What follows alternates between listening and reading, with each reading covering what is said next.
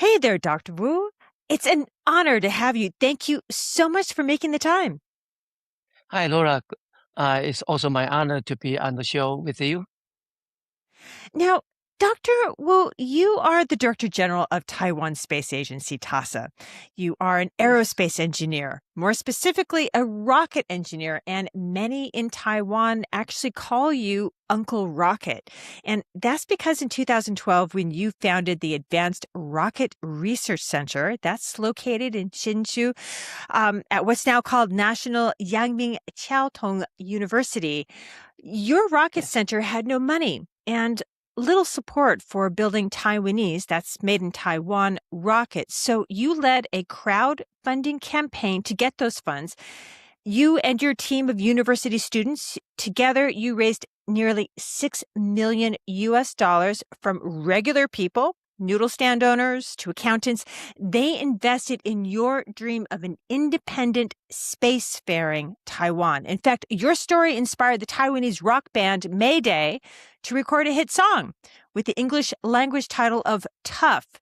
And the 2016 music video features award-winning actor Tony Lung Kai Fai and really captured Taiwan's imagination. You could even say that that's when national support for space got some rocket fuel. Am I right, Uncle Rocket? Yes, correct. Yes, yes. I founded the ARRC, Advanced Rocket Research Center, like you say, in 2012. At that time, I do not have money to really continue the research of the rockets. But at that time, I just found a way through my friends' help and do a lot, two times of crowdfunding, one in 2015, the second time is 2020. And it's quite an amazing experience to me. But seriously, that was more than 10 years ago, which isn't all that long in terms of developing space systems. And now here you are with that dream leading TASA. So, what is TASA? The audience has a concept of space agencies, that's for sure. But what is TASA for Taiwan? What does an independent space, operations mean to Taiwan? Why is this important? I think if Taiwan had the capability, I think TASA is an agency and is set up to promote Taiwan's space development with enough. If Taiwan has this space capacity, you can see that, as we know, Taiwan has been an indispensable part of the global supply chain for the past 5 to 10 years. In Taiwan, there are roughly uh, 200 to 300 space company. And as you know, everybody knows, I think in the world, Taiwan can make things faster, cheaper, via mass production. Taiwan are very good. I do believe that without Taiwan's industrial support, starting won't be started now. Secondly, if Taiwan had the space capability, um, Taiwan can partly Taiwan can deter some potential conflict, especially Indo-Pacific. I think this is very important for the stability of the region. So Taiwan do need the space capability. So that's why Taiwan Space Agency (TASA) exists. Yeah. Now, you also have some huge news to share that isn't very well known here in the United States, but it should be. And that is that NASA made an invitation to TASA to respond to a very particular RFI or request for information regarding the Artemis program, the moon program. And just for Right. everyone's Right. edification, RFIs often precede requests for proposals or RFPs. And if a proposal is accepted, an agreement is drawn up and usually signed. RFIs are the beginning of a contracting and procurement process. So this NASA news is really big. What is this RFI about? What is the opportunity for Taiwan? And what does this mean for Taiwan's space ecosystem? I think it happens just around the end of April, just 2 months, 1.5 months ago, and the NASA proactively invite Taiwan to join the NASA's Artemis program. And because Taiwan is not able to sign the Artemis Accords, as we are not able to sign it, but NASA intentionally to put Taiwan an extra, we can call it Taiwan Plus, to be along with more than 60 countries who sign Artemis Accord. So we are able to propose something directly to NASA through the Artemis program. And this is very important is in old days, Taiwan's space industry can only have the participate the kind of space program in U.S. through U.S.'s company. So we can act only as OEM manufacturer, okay, OEM manufacturer. But now we are able to directly engage with the end application, so we will know how the system needs, and we can design system and direct talk to NASA. So this is I think this is kind of groundbreaking for Taiwan's space industry. So this is very important for us for the future space development. Yeah.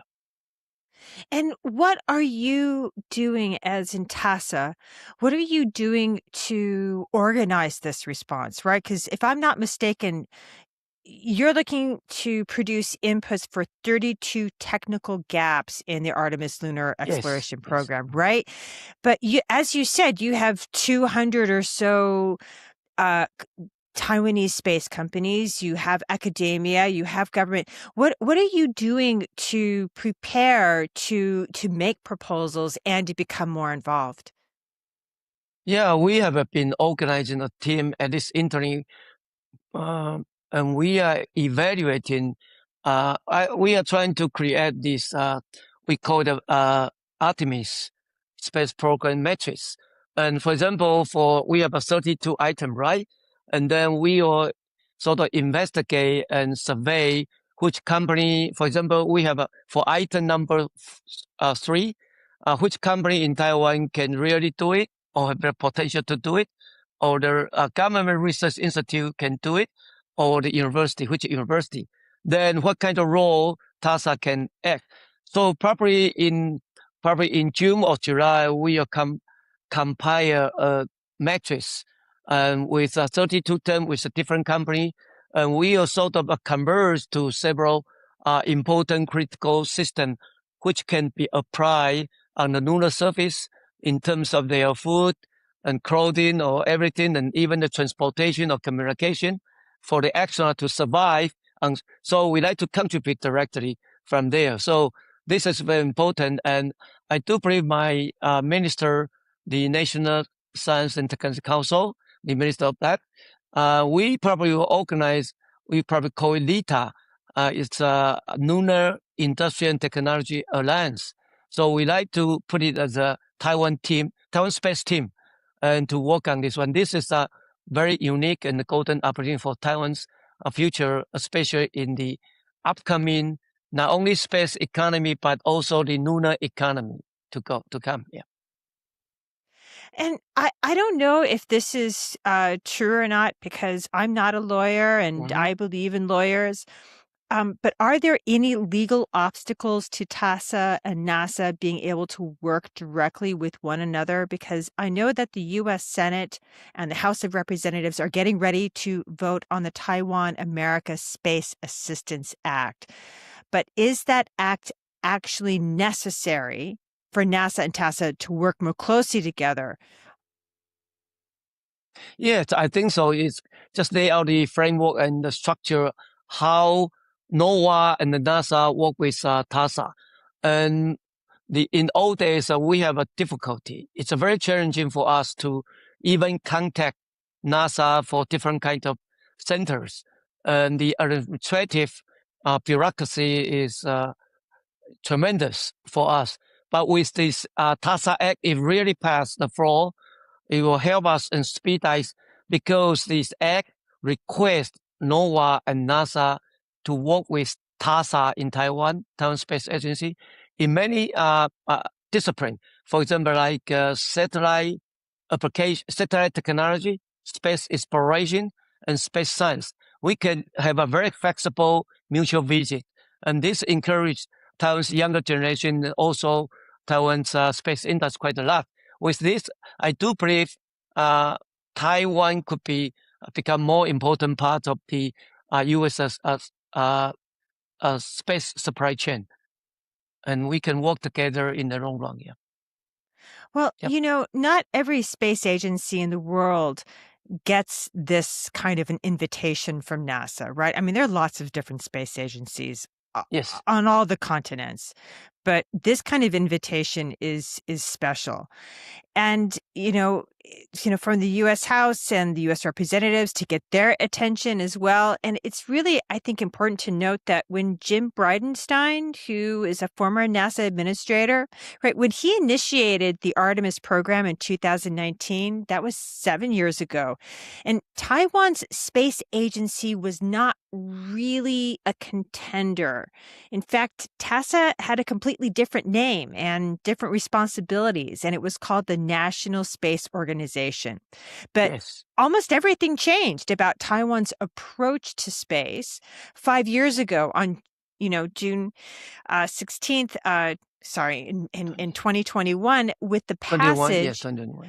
Yeah. It was actually passed, I believe it was May 31st, 2021, and it passed the Space Development Act, right? So now, in Yes. addition to your organization's name change, which was because of that law, um, what about that law has made space in Taiwan different? Because it's very different than before.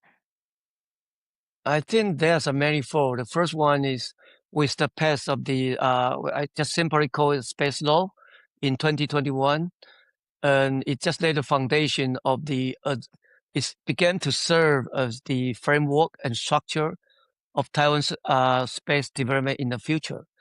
And with this one, so Taiwan Space Agency (TASA) was founded, established in 2023, and then our government revised uh, the third phase national space program in 2025. Without this foundation of this space law established in 2021, it's very challenging for all this to happen in a row, especially in Taiwan. So this lays the foundation. Second, with the pass of this law, and also, as I just mentioned, the third phase national space program just revised in 2025, just half years ago, and our industry and academia and the research institute, I think they were convinced the determination of our government to put more resources into the space program so they can start to invest and have dream big. So that's very important. That's the foundation of Taiwan's future space development. Yeah. Yes. And also, doesn't it, give TASA more powers to, negotiate contracts or to make plans to also register, let's say, rocket launches, right? It also gives TASA a lot more responsibilities over the space economy in Taiwan, doesn't it? Yes, and I think uh, because we have become an independent administrative entity in Taiwan's government system, and we have our own independent budget, annual budget every year, and also just like say we have 13 years of the national space program, and each year we sort of more or less allocate the budget of what we should do in the upcoming 5 or 6 years. So that's our foundation, and as also our visions. Because we have independent entity, we are able to sign MOU directly with any space agency around the world or company around the world. It's unlike we are under the National Applied Research Laboratory probably 5 years or 4 or 5 years ago. So we become much more mobile, agile, and independent to do many things in space affairs. So we are also more free, have more freedom to promote the domestic space industry, without any doubt. Yeah. Oh, it's a huge change. And, Yes, you've made a reference to a thing called Phase 3, and that's Phase 3 of Taiwan's yes, National Space Technology Long-Term Development Program, right? right. That's a really Okay. long title. Um, You have done but another work. Okay. Yes, keep well, on. I try, right? But I know. Okay. there there are actually 2 words at the very top Yes. of the phase 3 description that I think are of real interest to this audience, and they are national security. That's a quote, right? Quote, "national Right. security," unquote. And Okay. another word that I keep hearing from people at TASA is the word resiliency, right? Because Taiwan Yeah. really Yeah. needs Right. resilient space systems for Earth observation, for communications within its own territory and with its allies and friends. And it needs reliable local means of accessing space. And that's Hmm. indigenous launch capability, which I know is really Right. near and dear to your heart, Dr. Wu. So Hmm. let's Sure. tackle these things one by one, starting with satellite constellations. You've got 2 major programs, and both of them are technologically advanced and should make Taiwan more secure. Now, the first is Formosat 8 Earth observation constellation. TASA released that constellation's first high resolution images recently. And Dr. Wu, Right. when those images were released, you were quoted as saying that the image quality strictly complies with US military standards. There aren't many who Hmm. can make that claim. So, Yeah. what is the Formosat 8 mission, and when will the constellation be fully operational? Okay. And this we have a eight from Formosa eight satellite in a series. So we started to launch it around the end of last year, 2025, and until 2031 there will be eight in the space, and it's a sun synchronized and it's a sub-meter resolution, and the first one will be 70 centimeter, the first five, and the last one we targeting at 30 centimeter, which is quite state of the art in the world too. With that, we are able to visit Taiwan at least 3 to 4 times every day. And the other two is SAR, synthetic aperture radar, which I'm not sure you're going to touch on that. It's very important for us. You can just look through the cloudy sky, and also you can look in the night. And so in total, we have 10 as a small constellation that will help us to maintain our national security and resilience without any doubt. Yeah, in this regard. Yeah. And I think because you have the first satellite up now, will the second satellite, if I'm not mistaken, it's going to launch in December of this year? Either December or early next year. I think depends on the transporter of SpaceX. But at least one or two satellite will be launched in the upcoming few years until 2031, because we need to put eight in total up there. We have only one, so we have 5 years left. So sometimes probably we need to put two satellite each year. Yeah. And I think it's also a little important for the audience to understand that when you're Hmm. talking about, sub 1 meter resolution or Right. 30 centimeter resolution, you're talking about how closely you can actually focus on things that are happening on the ground. So you can get a really, really clear picture about, who's where, what's going on. And it's Hmm. for environmental reasons, but it's also for national security reasons too, is it not? Yes, and definitely this one, both of these two Formosa 8 and Formosa 9 can be applied for general Earth observation. It can be applied to agriculture, carbon footprint, and also the ocean color, etc. And most importantly, it can be applied for security to make our nation more secure and more resilient at any time. Yeah, because it's in space. Yeah. And speaking of securing Taiwan, we do have to talk about securing Taiwan's communications. right? Yes. Because the Chinese have cut, as I said earlier, at least 20 times in 5 years the undersea communications cables to Matsu, which is to the west of Taiwan's northern coast, and the island of Penghu, which is off the coast of Jiayi County. It suffers the same situation.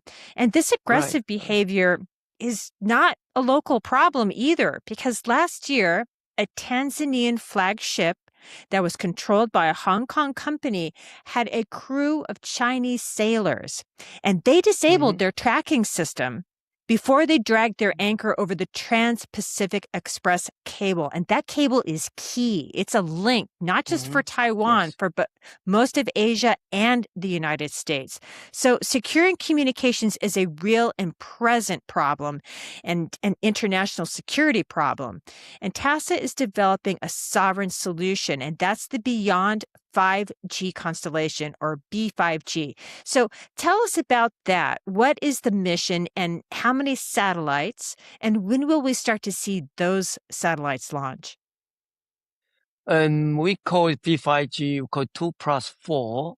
So in total, we can launch 6. So basically, with 6, it's not really for the daily operation. So it's serve as an experimental LEO communication. And for first two, and the first one we work with, we call P5G1A. We work very closely with a US company. And the second one, have a very ambitious uh, plan to develop our own and in-house uh, DO communication satellite payload. We sort of collaborate with a local company and university and ourselves to develop, and we will be launched. The first one will be launched 2028, and the second one will be launched 2030. And also, I just call it 2 plus 4. The other 4 we already awarded to big company electronic company in Taiwan, and each company need to launch 2, and they will be launched. These 4 satellite will be launched in 2030, and they up there they need to perform all kinds of tests, including handover and all kinds of end-to-end testing, and so and our purpose to train or to sort of incubate Taiwan's big company have the satellite system integration capability with our help, and they can build up the sort of local supply chain, including Taiwan, also the foreign, as the most probably U.S. company in total. But this is our one direction. We like to create a healthy ODM ecosystem for the LEO communication payload industry.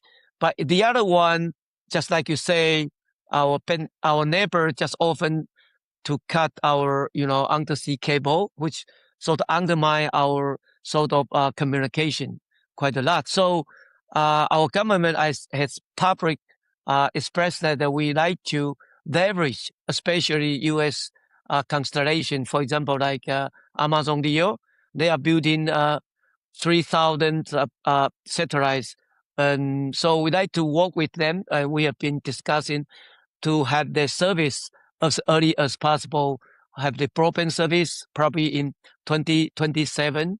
And then, so it's kind of, we work in 2 line in parallel. So we develop our own technology. In parallel, we leverage what US has already for the communication service. Yeah. That's the two way we are adapting to secure our communication in the near future. Yeah. Now, I want to touch on 2 points that you just mentioned. And the first Okay. point is that the technology that I understand that the B5G 1B, which is the first one, does Yes. have some assistance, actually not 1B, but 1A, has some assistance from Cesium Astro of Texas. The That's 1B, or the 1A France. 1A, Yeah. exactly. And the Yes. 1B, so that's the second satellite, will be 100% indigenously designed, Yes. completely all Taiwanese. And you were saying about a number of the satellites that they will have to do a lot of tests. That 4 of the satellites, if I'm not mistaken, will also use inter-satellite optical laser communications. Why are you guys Correct. doing that? Okay. Yeah, that's a very important. The intersatellite communication, I think right now is a must for LEO constellation, uh, LEO communication satellite constellation. You need just have to you just think about on the ground, you have the mesh, you have router, and you have mesh communicate with different router. And in space, you need to also do something very similar. With only the laser communication, it's highly focused, and it's not easy to be jammed, not easy to be spoofed. So I think that's the way to go. And especially Taiwan has very strong foundation, the optoelectronic industry. So we do believe we can work this out in the upcoming few years, become a very important supplier in the global supply chain. Yeah. And the other thing that you mentioned, which I think is really important, was the Amazon Leo constellation. Mm-hmm. And in fact, just Yes. a number of days ago, not maybe 10 days ago or so or Yes. less, Yeah. um, Amazon Leo signed a deal with Far East Tone Telecommunications to provide Yes. SATCOM services to businesses and civilians. Uh, they can get, connectivity with or without a cable. But what also I think is important to note here is that Taiwan also has another contract, and that's with Eutelsat OneWeb, and it is providing backup communications for government and businesses through Taiwan's Mm-hmm. largest communications company, and that is the state-backed Zhonghua Telecom Company. Right. So Taiwan Yes. is getting connected through space. Um, I also know that you are impatient for Taiwan to become more than a component supplier, that you want Taiwan to be makers, innovators, integrators, entrepreneurs. And TASA is opening an incubator hub in the third quarter this year. It's called Yes. iSpark. And Yes. applications, that's one program. And then there's another program where the applications have just closed, and that is for TAC Plus, or that's TACC Plus, Plus. International Space Startup Program. And as I said, those Mm-hmm. applications recently closed. But that's a lot of activity to support space innovation and entrepreneurs, including foreign space startups. So Mm-hmm. what is Taiwan trying to achieve here? What's the goal? I think the goal is simply put is to sort of incubate especially the new startup in space. And just like you say, the formal program was handled by E3 through the financial support of MOEA, Ministry of Economic Affairs. And it's just like say, it's going to start at the end of this year. So that's why we designed the iSpark to more or less to just follow up. And we are trying to, this iSpark is designed to have the international visions. So we are we have a collaboration with the called NEC. It's a NASDAQ, it's a institute, it's a non-profit organization called NEC. It's called, the full name is NASDAQ Entrepreneurial Center set up in Silicon Valley. And we have been working very close with them. And this non-profit organization, they set up so-called Asia Innovation Hub in 2024 in Taiwan.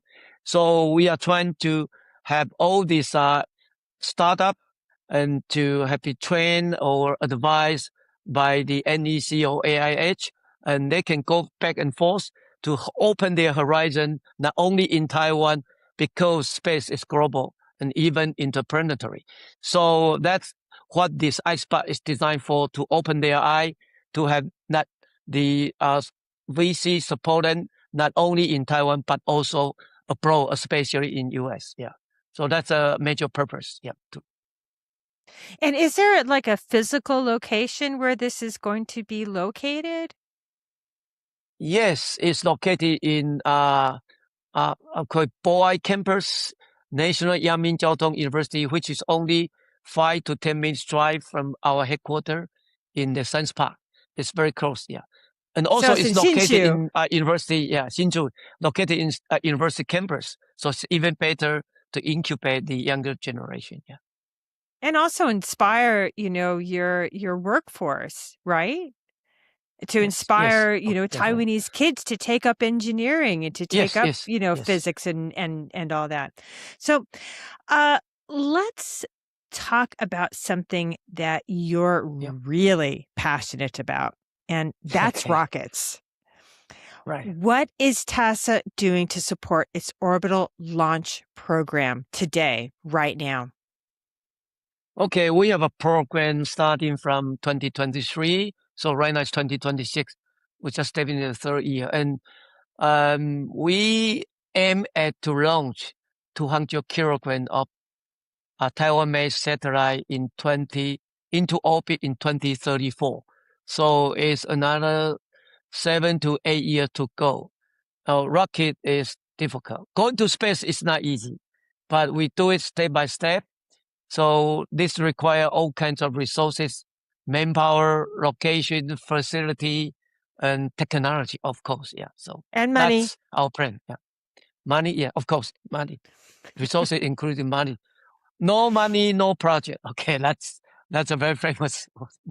Yeah. Yeah. Okay. So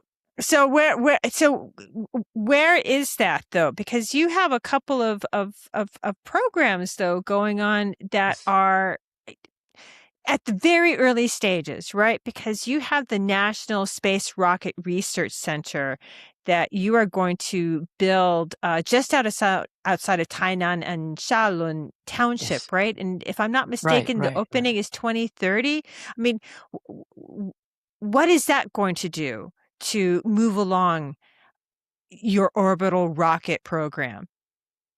Okay. That the facility of the research Rocket Research Center at Southern Township is going to be served at the Rocket Research and Development Center. We all kinds of advanced facility, instrumentation, and we're going to put roughly 150 to 200, a special young gun engineer over there. Yes, so that's become the hub of Taiwan's future rockets and future rocket development. Yeah. And And so basically the our, rockets will be yeah, yeah. designed there, and I mean, Design is there, there good but we are test te- somewhere else because, hot fire test for the rocket is very noisy. You cannot just do it there. Okay. We're going to start to build it starting from next year, hopefully, and complete it, 2030. Yeah. Yeah. right? And then there is a place though where you are going to be able to test though, right? And actually launch your rockets and be very Mm. noisy, and that's going to be, I believe, in Pingtung County. Pintong. Yeah. Yeah. Right. Correct. It's called Japan. Pintong. Yeah. Pintong. Yeah. Pingtung. And what are you going to do there? When is that going to be ready to be used as an actual rocket test facility and a rocket launch, a launch pad, an actual spaceport? Right. And as a matter of fact, the Japan National Launch first site was confirmed about 1 year ago in 2025. And we hopefully we're going to start to build starting from next year, 2027, going to be finished the first phase roughly 2030. So starting from 2030, we should be able to use it for our suborbital flight of our rocket. So that's the plan. And the area is 25 acre of area. It's close to seashore. So it's going to launch to eastern Pacific Ocean, just like every launch. And the location is very good because Taiwan is very close to equator, only 20 something altitude degree. So it's very close to, so the rotation speed of the Earth is quite fast, roughly 0.5 kilometer. So Taiwan is very good. So in the long run, we also welcome the international, rocket to come here to launch. In addition, not only our domestic one, yeah. So I think it become a hub of rocket development over there. And let me take one step back. As a matter of fact, our, the Taiwan space technological industries, we put the rocket in southern part of Taiwan and satellite in northern part of Taiwan. And we simply put a southern rocket, northern satellite in general, yeah. And just because rockets are your particular Hmm. specialty, I'm just kind of wondering, what kind of rocket or rather, what are you looking for in your rocket design? What is it that you want to see fly? Specifically, we are adapting the liquid rocket engine, and you can just imagine it's a miniaturized version of Falcon 9 done by SpaceX. It's two stage. The first stage is with a 9 engine, and the second stage is one engine, and all these 10 engine are exactly the same, and it's a modularized. And yes, that's what we're going to do. And as you know, liquid rocket engine performs their performance is very very good, and that's what we are looking for. Yeah. So, and just gonna keep going on rockets with you for a second as we close this out. Because of your determination, and I am talking about your crowdfunding campaign at the Yeah, Advanced Rocket crowdfunding. Research Center. In 2022, your team, with that funding, you guys were able to launch the HTTP-3A S2 rocket. Yes, right, right. So, when do you think we will be able to see a launch out of Pingdong? And will that rocket be a government rocket or will this be a commercial vehicle? First is a government rocket, and as a matter of fact, we have a lot of we. In addition to the launch vehicle program, we also have a very robust and well-planned something rocket program. And the first something rocket program should be launched in August this year, and it's not big one, but it's just used as a test bed for the guidance navigation, some kind of hardware, software structure, and propulsion system. So in the upcoming few years, in addition to suborbital launch vehicle test, there's going to be a lot of something rocket launched by TASA, as well as a lot of something rocket launched by the university and even high school kids in Taiwan. Yep. And also, for example, like probably in July, around the end of July, there's a so-called Rocket Taiwan Cup initiated since last year, 2025. Especially this year, we have more than 800 high school and college students sort of register for this competition. It's going to be very crowded in July in Pingdong this year. Yeah, this summer. It's going to be very interesting there. Yeah. So, you have been dreaming of rockets for a very long time, like those high school Yes. students, right? Mhm. And so I want to really kind of close this out with you on this note. I want to know what space means to you, Dr. Wu, to Uncle Rocket. What is space to you? Okay, space is unlimited with infinite kind of dream ahead. And with that, the only thing you can kick it off is rocket. Without rocket, nothing going to happen. So yeah, that's what space means to me. And with space, uh, it's going to boost or empower Taiwanese confidence on everything. So that's why in English, you call this is rocket science when it's difficult. It means that you can overcome anything if you can do rocket. Yeah. This is what space means to me. Yeah. It's good enough. It's wonderful. Dr. Wu, Okay. thank you so much for making the time to speak with me. Dora, thank you very much for giving me this opportunity to speak to your audience. Thank you very much. Yeah.